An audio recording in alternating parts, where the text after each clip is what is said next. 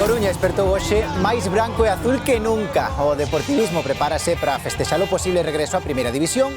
Unha vitoria en Valladolid supón o ascenso. Todo preparado na cidade, coa fonte de 4 camiños balada para as posibles celebracións. E todo preparado tamén en Valladolid, onde os afeccionados que viaxaron empezan a deixarse notar. Haberá programación especial nesta casa. Saúdos, que tal? Boas tardes. E a Televisión de Galicia accede aos informes da UDEF nos que se basea o xuíz Calama para citar a Zapatero como imputado.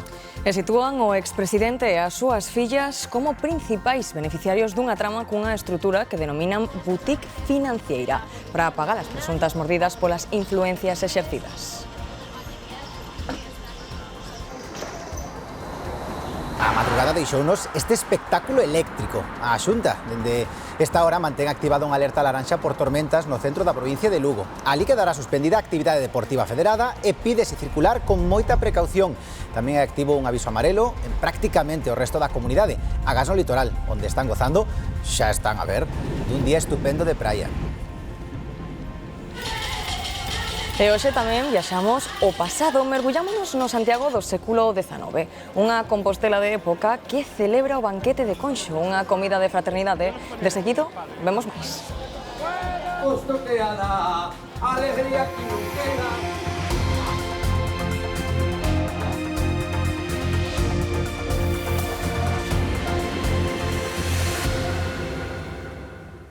Ben, comezamos 4 horas. En 4 horas comezará en Valladolid o que podería ser o último tramo da viaxe de regreso do Deportivo á Primeira División.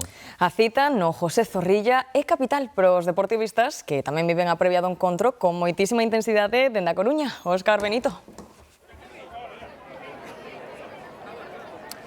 Hola, que tal, compañeiros? Hai unha palabra que define o que está a pasar hoxe na Coruña, que é ilusión.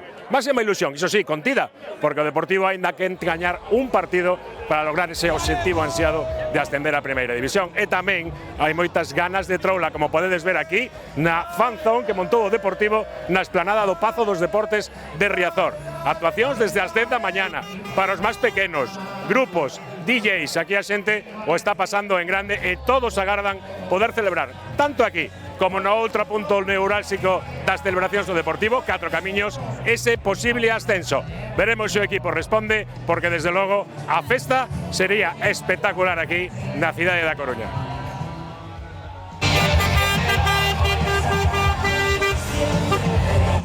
Hoxe, o 11 do Depor na Coruña non deixa ninguén de reserva, todos son titulares. Mires onde mires, Riazor está por todas partes. A enerxía deportivista é, xa se sabía, pero de primeira.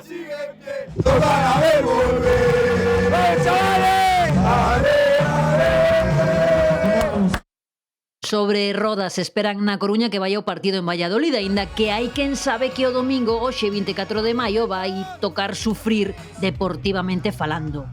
Vamos ver se hai sorte e nos deixan respirar tranquilos.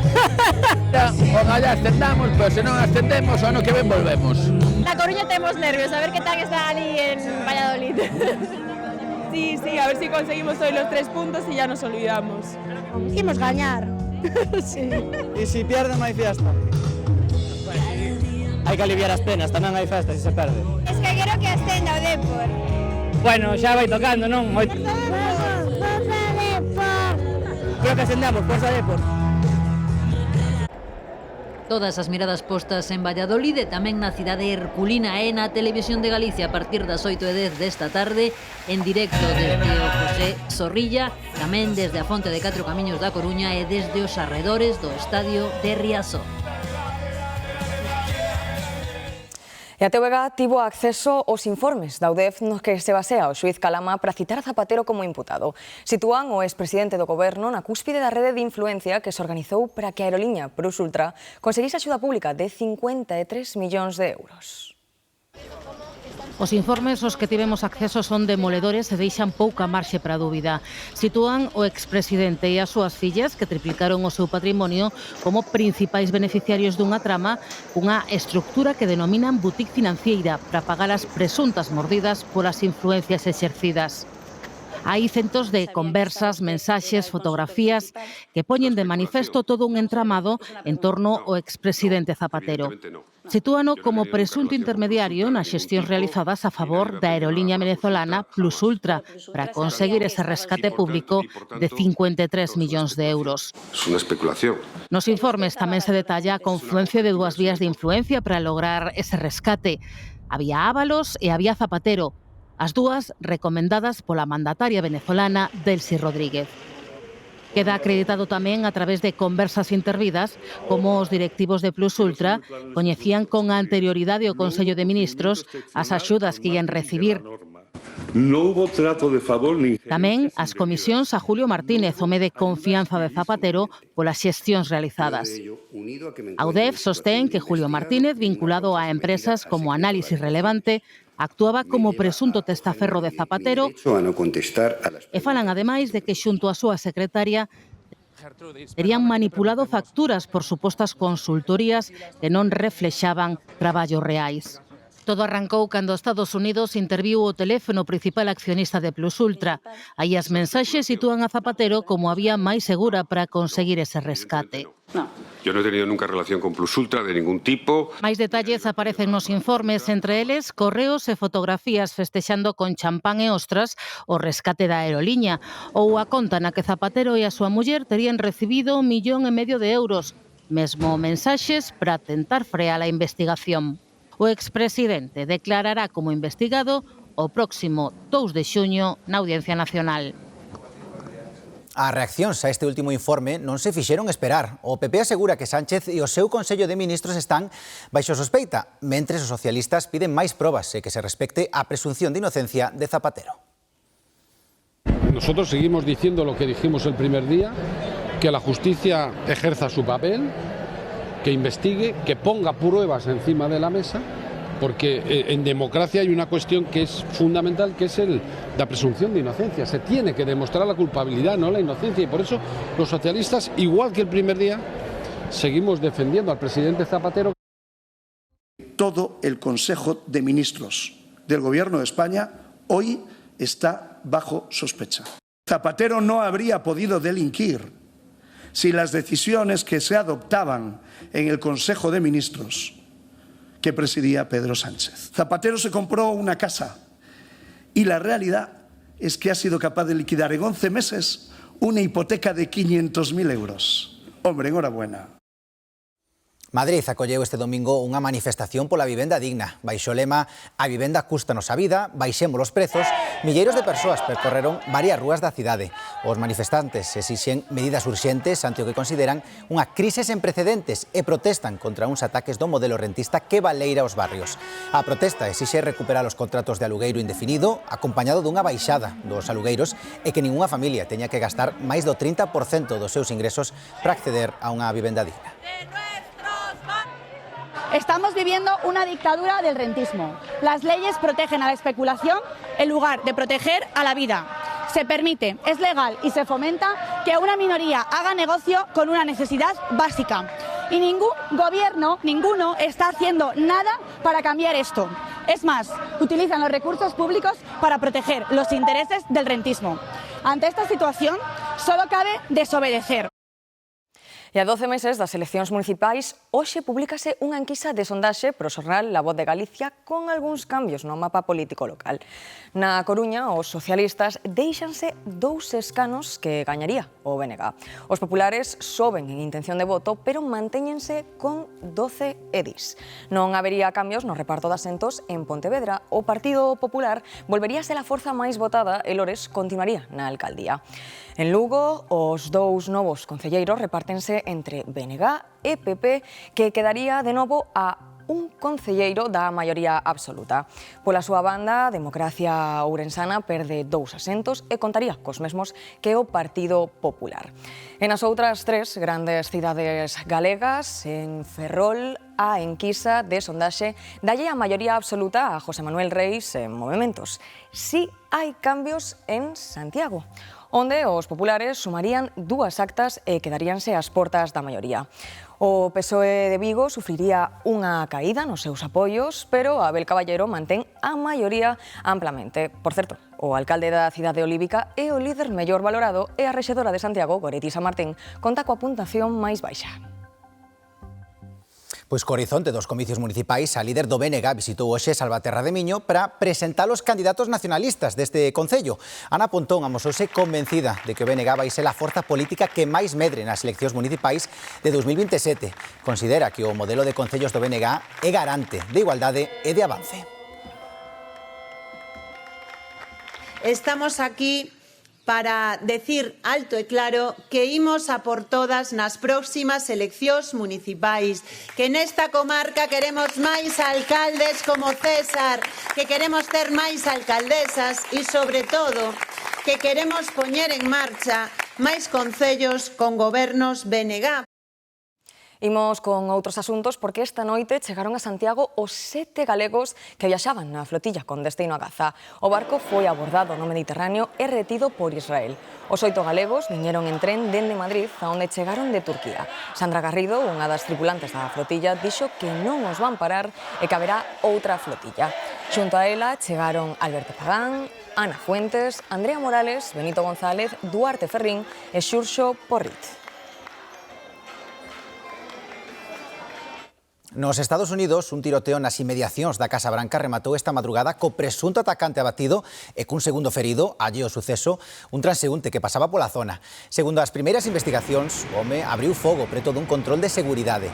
Os axentes responderon aos disparos e conseguiron neutralizalo. Despois, foi trasladado ao hospital en estado crítico.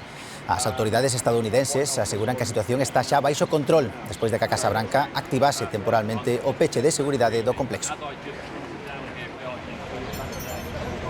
Dá un ataque a un tren deixa ao menos 30 falecidos e máis dun 100 de feridos.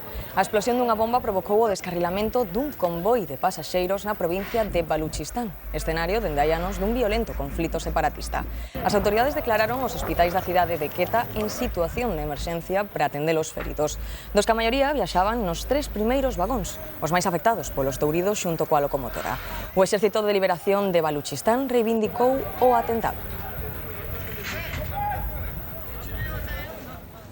Miren como quedou un edificio en construción nas Filipinas. Hai 30 desaparecidos. Os equipos de emerxencia rescataron 26 persoas tras o derrube. A maioría dos afectados son traballadores da construción que durmían no mesmo inmoble en obras.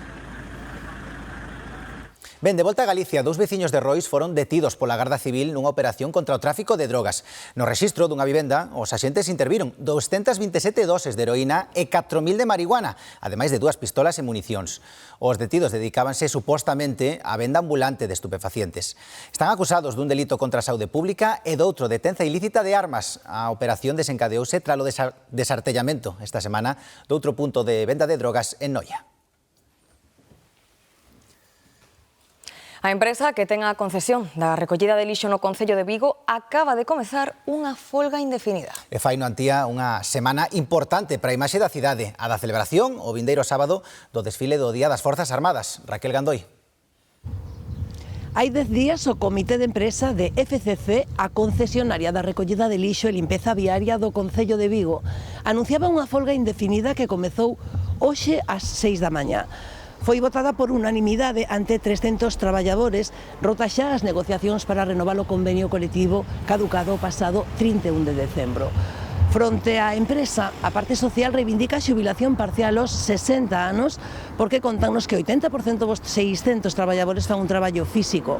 Segundo a CIGA, o presidente do comité representa este sindicato.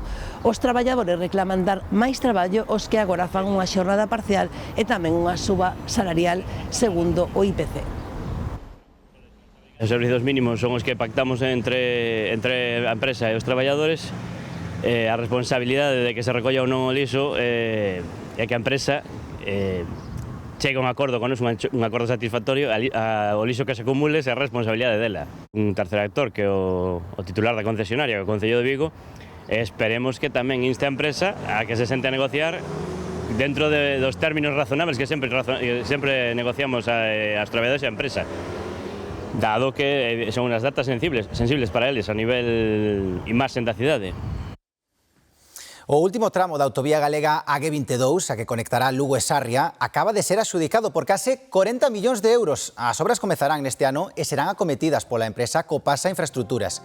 O novo treito, 13,5 km entre Nadela e a Pobra de San Xiao, ten un prazo de execución estimado en 3 anos. Segundo o goberno galego, esta autovía soporta un tráfico diario de 8.000 vehículos.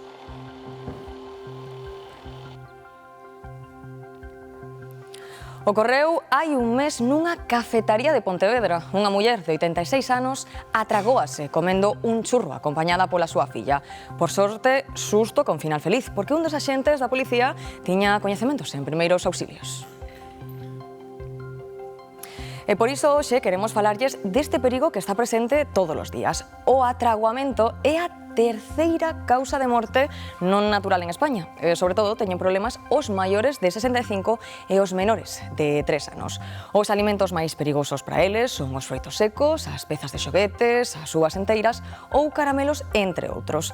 Non hai que ter medo, pero sí que hai que ser conscientes e saber actuar. Porque 4 minutos son os que separan un atraguamento dunha parada cardiorrespiratoria nun bebé. Os cursos de primeiros auxilios axudan a que todo queso nun susto.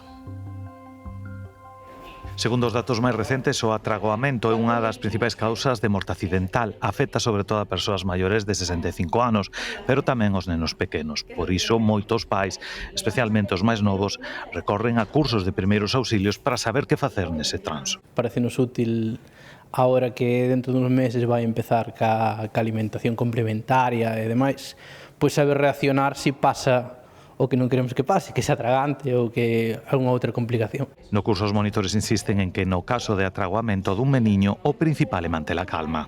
Saber identificar una situación de emergencia, saber actuar frente a ella y también cuando no sabemos resolver esta situación de emergencia saber cómo pedir ayuda, porque parece algo muy sencillo, pero cuando uno está nervioso pues no es algo tan fácil de gestionar. Identificada a situación, compre executar unhas manobras sinxelas, xa que aos 4 minutos en recibir oxígeno o bebé podería sufrir unha parada cardiorrespiratoria con secuelas incertas. En menores de un año lo que vamos a hacer es darle 5 golpes con el talón de nuestra mano entre las dos escápulas, entre los dos omóplatos. Damos 5 golpes secos, 1 por segundo, y después le vamos a dar la vuelta, lo vamos a voltear y vamos a hacer 5 compresiones torácicas o con los 2 pulgares o con el talón de la mano en el centro del pecho, pues hundiendo el pecho más o menos unos 4 o 5 centímetros. Por fortuna, a maioría destas situacións resolvense expulsando obstáculos respiratorio, mas con estes cursos os pais adquiren experiencia e confianza. Espero non ter que practicar, pero creo que sí que sabría reaccionar. En todo caso, compre chamar os servizos de emerxencias sanitarias o 061 que poderán dirixir a actuación dos pais na procura dunha solución sen consecuencias graves. E a Coruña volveuse tinguir pola Marea Verde. Máis de 3.600 persoas camiñaron contra o cancro nunha nova marea solidaria. A marcha, organizada pola Asociación Española contra o Cancro, comezou ás 10 da mañá dende a Mariña. A andaina tivo un percorrido duns 5 kilómetros. Participantes, familias e grupos de amigos de distintos puntos da zona camiñaron xuntos nunha xornada marcada polo compromiso coa investigación e o acompañamento a pacientes oncolóxicos.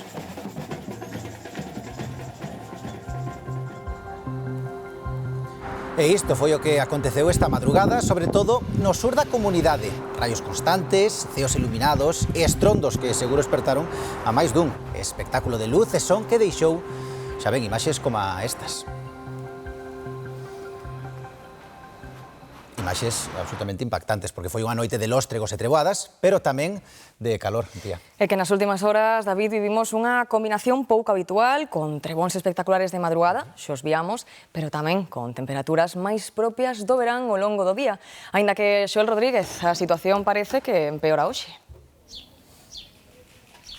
Sí, de feito, desta hora, compañeros, hai xa activos varios avisos, un de nivel laranxa aquí no interior da provincia de Lugo e outros de nivel amarelo no resto desta provincia de Lugo, pero tamén en toda de Ourense, no interior de Pontevedra e en gran parte da provincia da Coruña. Avisos que activa a EMET, esta esta vindeira noite por tormentas que poderían deixar acumulados de ata 15 litros por metro cuadrado en cuestión de tan só unha hora e que poderían ir acompañadas tamén de pedrazo e de fortes refachos de vento. Unha nova xornada, en definitiva, de hoxe de treboadas logo dunha noite na que caeron alrededor duns 350 rayos e que deixan tamén estas tormentas temperaturas, como diciades, moi elevadas. De feito, desta hora aquí en Lugo atopámonos a uns 29 grados, aínda que iso sí no ceo polo momento nin rastro desas tormentas. En calquera caso, como sempre nestes casos, compre extremar as precaucións. De feito, como medida preventiva, a Xunta decretou xa a suspensión da actividade deportiva federada e tamén do programa Xogade nos 27 concellos que compoñen esta área do interior da provincia de Lugo.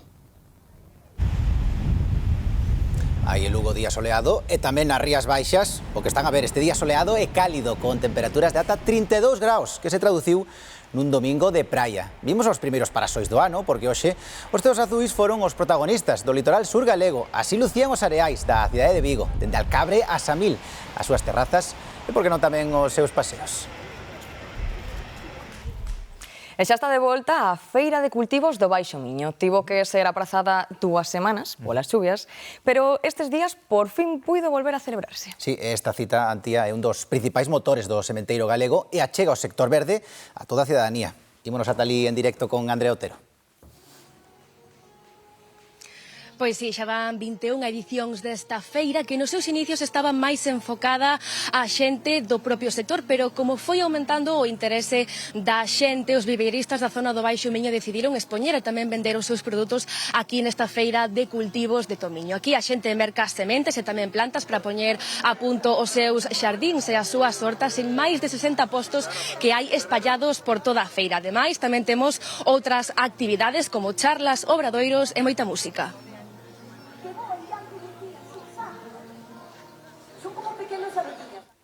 Os pagos digitais multiplícanse ano a ano e a meirande parte deles realízanse con tarxeta. Só en 2024 fixeronse máis de 12.000 millóns deste tipo de transaccións. É o servizo de pago máis utilizado pola cidadanía. Cada vez hai máis persoas que non levan cartos en efectivo no peto. Por iso, sorprende que haxa comercios que non acepten tarxetas ou outros medios de pagamento como Bizum. Un hostaleiro de Boiro explícanos por que só admite efectivo no seu local. Este local situado no centro de Boiro é un bar que dá comidas, como tantos outros, pero distínguese en que só cobra en efectivo, non admite Bizum nin tarxetas. Que se cobren un interés a min e máis a persona por vir a tomar un café ou por vir a tomar un menú do día, non vexo que sea unha cousa moi... Insiste en que non está en contra dos bancos e que son minoría os clientes que marchan ao saber que teñen que pagar en numerario. E 100 personas unha. De 100 personas, unha. Nada máis.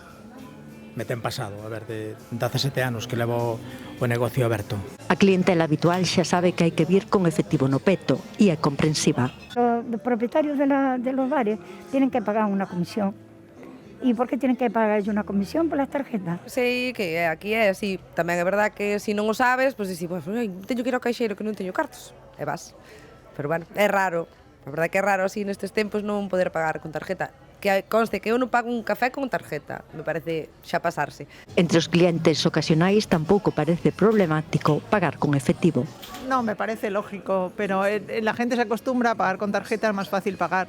Llegar con el móvil ahora y no tienes que llevar dinero encima y esperar a que te devuelvan, saber si llevas cambio. Me da igual, realmente pagar es pagar y es verdad lo que decimos, que es más sencillo pagar con tarjeta y muchas veces lo hacemos por sistema. O Concello de Xinzo de Limia quere darlle unha nova vida ao antigo mercado gandeiro e vaino facer coa colaboración dos estudantes de arquitectura do Centro Universitario CESUGA da Coruña. Os veciños votarán polo deseño que máis lles guste. O obxectivo é construir ali un auditorio, un espazo de lecer para os veciños de Xinzo. Os estudantes de arquitectura fixeron os proxectos de reforma e os de publicidade traballan na imaxe corporativa do Concello. En tempos, o mercado gandeiro de Xinzo era un lugar animado, cheo de actividade que se foi perdendo ata que quedou sen uso. Hoxe en día é onde se poñen as pulpeiras na feira, pero está infrautilizado e en decadencia. A intención é un poquinho rehabilitar eso que leva abandonado moito tempo e poñelo en valor para o pobo, que sea un sitio incluso atractivo e de lecer para que a xente poida acudir ali. Leva un auditorio, lóxicamente, leva unha zona de aparcamento, leva a zona de restauración onde se está comendo. De darlle un novo aspecto encárganse os alumnos do último ano de Arquitectura do Centro Universitario CESUGA da Coruña. Hai uns meses desprazáronse a todo lugar para valorar o espazo e facer medicións.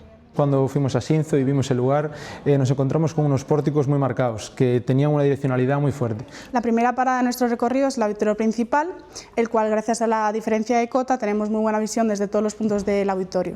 Fue un verdadero placer haber trabajado con el Ayuntamiento de Xinzo, con los vecinos. Paralelamente, os alumnos de Publicidade traballan na imaxe corporativa do Concello. É un modelo de aprendizaxe e servicio que creo que acerca a universidade ao mundo da empresa e das institucións e que é necesario. En noso caso, intentamos facerlo sempre que podemos. Os traballos están expostos para que os veciños poidan votalos e participaren na elección final. E a Romaría da Nosa Señora do Viso volveu reunir este domingo centos de persoas en Lobeira nunha tradición con séculos de historia. A subida ao santuario no alto da Baixa Limia deixou imaxes de gran ambiente festivo e moita emoción. María Blanco. Si, a Romaría da Nosa Señora do Viso volveu converter este domingo o Monte do Viso en Lobeira no epicentro da tradición e da fe na Baixa Limia. Dende primeira hora da mañá, centos de romeiros participaron na procesión que acompañou a Virxe ata o santuario nun percorrido cheo de música, bandeiras e emoción. Todo nun enclave único a máis de 850 metros de altitude e cunhas vistas panorámicas que fan desta Romaría nunha das máis singulares da provincia de Ourense. 16 persoas son necesarias para tirar polo carro da Virxe do Viso, outras tantas para portar as bandeiras e os estandartes, pero hai moitos máis devotos. Apuro de enfermedade, bueno, solemos vir a pedirlle, a facer a novena, a vir a... Bueno, o día de hoxe é un día normalmente moi bonito. Tú se lle tes que pedir algo, pide yo ahora que che vai conceder. Ven xa de moitos anos atrás, claro, e entonces sí, esa é a mesma tradición. A Nosa Señora da Virxe do Viso ten centos de devotos que este domingo volveron cumprir coa tradición de acompañala ata o seu santuario no alto do Monte do Viso, en Lobeira. O camiño chegalle ben, sí, chegalle ben. Pero bueno, agora está preparado, non era como antes que era unha pista mala. Según lle axudas a ela, tamén nos vai axudando a nós. O sea que... Ándase pronto, ándase pronto. Entre gaitas, música tradicional e un ambiente de fonda devoción, a procesión ascendeu ata os 852 metros de altitude dun dos miradoiros naturais máis impresionantes da Baixa Limia. La primera vez que vengo, desde Asturias, vinimos ayer de Asturias solo para venir aquí a la feria y comer arriba y todo. Que todos, cuando nos pasa algo, pues todos lle facemos un ofrecemento. Pues ahora mismo veño de poñer tamén uns velos, porque vivía en Barcelona, levo vivindo lá 47 anos, pero sempre cando é esta época, se non estaba aquí, sempre lle dicía a alguén, póndeme un velón, póndeme dos velos, por os nenos, por min, por enfermedades, por o que fora. Unha romaría con séculos de historia que cada Pentecoste reúne familias enteiras, veciños e visitantes arredor da fe e da tradición. E hoxe tamén é día de peregrinaxe en Begonte, no Santuario dos Milagros de Saavedra. Unha romaría con máis de 2 séculos de historia e que cada ano congrega a milleiros de devotos. Noelia Casariego. A maioría chegan aquí a pé, algúns en bicicleta. A tradición di que a peregrinaxe polo menos debe de ser duns 20 kilómetros. Unha vez que chegan aquí, poñen o santo, asisten á misa e algúns cumpren coa tradición de darlle 3 voltas ao santuario. Iso si, poucos o fan como se facía antigamente, de xeonllos e descalzos. Veñen para agradecerlle á Virxe, tamén para facerlle peticións, sobre todo de saúde, unha tradición que se pasa de pais a fillos. Os amigos coa familia camiñan a paso lixeiro pola beira da estrada ata o santuario, unha tradición a que non faltan cada 24 de maio. Polo cariño que lle teño á Virgen. E non falla nunca? No, a non ser que estea enferma, no é. Hoxe había que armarse de paciencia, había que agardar ringleiras para acceder ao santuario ou para poñelo santo. Normalmente ven andando logo, compra unha veliña ou algún recordo para levar para casa e facer unha romería alrededor da iglesia. Se non dá entrada dentro, no normal son 3 voltas, non? Un recorrido que antigamente se facía descalzo ou de xeonllos, todo por devoción á Virxe dos Milagres. Eu creo que tamén a xente lle quere á Virgen, que eso tamén é importante. E pois porque é tradición. As abuelas encomendan as netas para que aproben os exámenes, encoméndase a alguén que ten unha enfermedad para que vaya ben. Veñen a agradecer e pedir, sobre todo, Salud para todos. Sobre todo salud e... Moita xente nova que toma o relevo nesta tradición. No, venían mis padres y ahora, a medida que nos fuimos haciendo mayores, pues nos toca a nosotros también. Un poco de fe, ¿no? Como tiene todo el mundo, creo. Así que bueno, a seguir muchos años más. Un día tamén de festa. Pasamos un rato por aquí, tomamos un vermú, comemos algo máis e por aí. Disfrutar do día. Unha romaría moi viva que xa suma máis de 2 séculos de historia. Pois continuamos de festa, porque hoxe en Santiago volveron ao século XIX para recordar as diferenzas de clases naquela época. E para tratar de ponerlles fin, tamén celebran na capital galega a comida de fraternidade, o banquete de Conxo. Iria Soengas. Así é, un percorrido teatralizado e antigo pola zona de Santiago de volta a 1856. Grandes señores, obreiros e artesáns escenificaron a división social en estamentos e o acto de fraternidade co que os universitarios desafiaron as autoridades da época en prol da igualdade. Unha iniciativa de Aurelio Aguirre en que tamén participaron Eduardo Pondal ou Luis Rodríguez Seoane e que foi un dos fitos fundacionais do galeguismo. Chamouse Banquete de Conxo polo barrio en que se celebrou, que ainda é hoxe o epicentro da festa. Agora, como ven, é hora de xantar, de repoñer forzas de cara a toda unha tarde de folia da Romaría. Que non naceu para escravo, home. Con ese brinde, a intelectualidade compostelá celebraba en 1856 a súa reivindicación de xustiza social e do galeguismo, poñéndose ao servizo de obreiros e artesáns nun histórico xantar en Romaría. Foi a xénese do banquete de Conxo que esta mañá recreábase cunha representación teatral na santiaguesa Praza do Toural, na que os límites entre realidade e ficción esvaeceronse. É unha reivindicación pacífica na que nos xuntaremos en Conxo a celebrar un banquete e na que nós, os estudantes, serviremos os artesáns.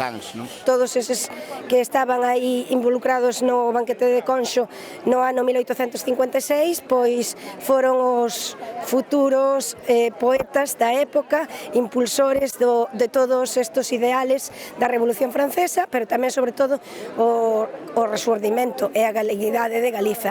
Compostela somerxeuse por momentos na metade do século XIX, cos romeiros e mesmo cas autoridades tomando parte por cada un dos colectivos en conflito. Son un artesán, a verdade. Traballo aí moi duro, moitas horas, moi duro.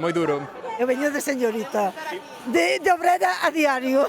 Esa confraternización que queren facer entre obreiros e todos esos lacazáns e os estudantes, imos reventala a ser posible. A recreación do banquete de Conxo acada a súa 7ª edición cunha presenza crecente de rapazada que participa dun acto no que historia, romaría e diversión xuntan todo. Imos actuar unha representación do banquete de Conxo, para pasalo ben. Que con 13 anos que se involucren nas actividades que hai no barrio, que non somos de Conxo, pois é unha maravilla, vamos. O ambiente moi bo, por ahora moi bo, sí.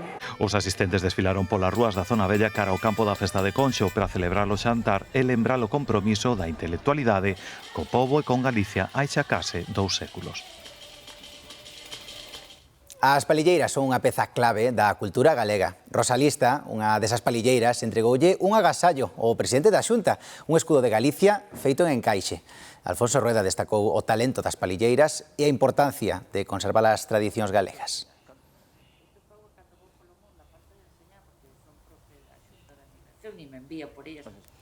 E a Catedral de Santiago alberga unha das coleccións de tapices máis representativas e completas de España.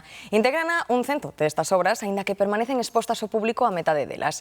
Están nun excelente estado de conservación e é un tesouro artístico e patrimonial que paga a pena visitar.